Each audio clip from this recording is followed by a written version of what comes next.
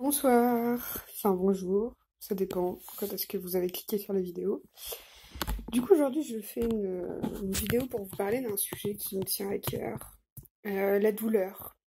La douleur de manière générale, j'entends, qu'elle soit physique ou psychologique. Je pense qu'on a tous connu à un moment donné la douleur telle que qu'on peut la ressentir à l'intérieur. Je pense que j'ai pas besoin d'expliquer le concept de douleur. Tout le monde sait à peu près ce que c'est. Moi, je voudrais parler des douleurs plus chroniques, plus présentes, celles qui vraiment, au bout d'un moment, vous bouffent la vie. Donc, pour vous raconter un petit peu, j'ai eu mal au genou et au dos pendant une dizaine d'années. Aujourd'hui, c'est terminé. J'ai moins mal, ou si j'ai mal de temps en temps, c'est vraiment exceptionnel.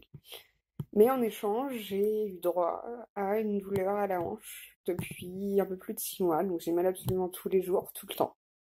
Ça passe pas au repos, et ça me bouffe la vie. Dans le sens où, je sais pas si vous voyez, mais une hanche, ça ne s'immobilise pas et on en a besoin tout le temps.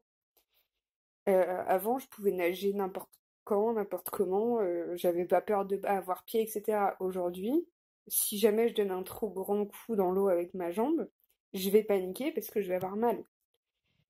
Du coup, je voudrais parler de l'incidence de la douleur physique sur le mental. Parce que je suis quelqu'un qui a beaucoup de force mentale, je pense. J'ai des convictions, je crois en des trucs, c'est pas un souci.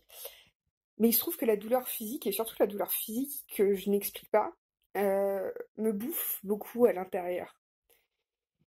Et sur plein de points, en fait. C'est un petit peu comme la théorie des cuillères. Je sais pas si vous en avez entendu parler.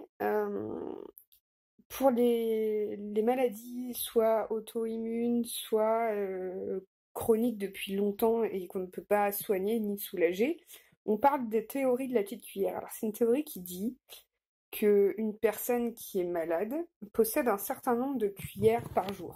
Donc mettons, elle en a une dizaine, on va dire 10. Et chaque action, aussi stupide soit-elle, lui coûte une cuillère. Une cuillère pour se lever, une cuillère pour se laver, une cuillère pour manger. On est déjà à 3 qu'elle n'est pas habillée encore. Il lui reste 7 cuillères pour la journée.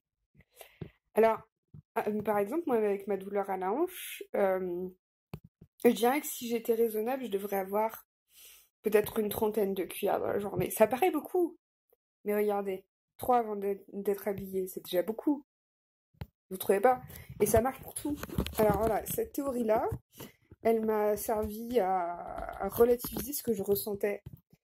Et si je vous l'explique aujourd'hui, c'est pour que vous vous rendiez compte que les gens qui ont mal autour de vous, vous le voyez pas forcément. Je veux dire, moi j'ai 20 ans, ça se voit pas sur ma gueule que j'ai mal à la hanche. Si vraiment j'ai trop mal, je vais demander à m'asseoir. Mais les gens vont me regarder de travers. Surtout si je laisse pas une personne âgée qui pourtant a l'air en bonne santé s'asseoir à ma place. Ce que je veux dire par là, c'est que tout n'est pas écrit sur le visage et que ça sert à rien d'essayer de voir au-delà si personne vous le dit.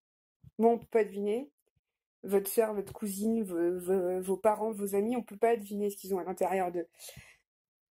Du coup, voilà, la douleur ne se devine pas. Soit elle s'exprime, soit elle s'enferme. Mais on peut pas dire je sais que t'as mal. Sauf peut-être pour la douleur mentale.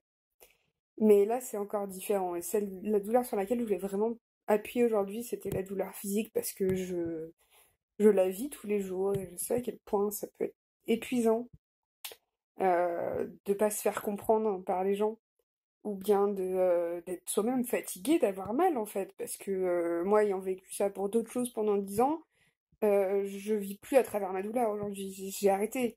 Je veux dire, les cuillères, de temps en temps, moi, j'en utilise trop. Et je sais que je devrais pas, parce qu'après, le lendemain, je vais avoir plus mal. Mais je le fais quand même, parce que je peux plus vivre à travers la douleur. Je supporte plus de me faire ralentir à mon âge par la douleur.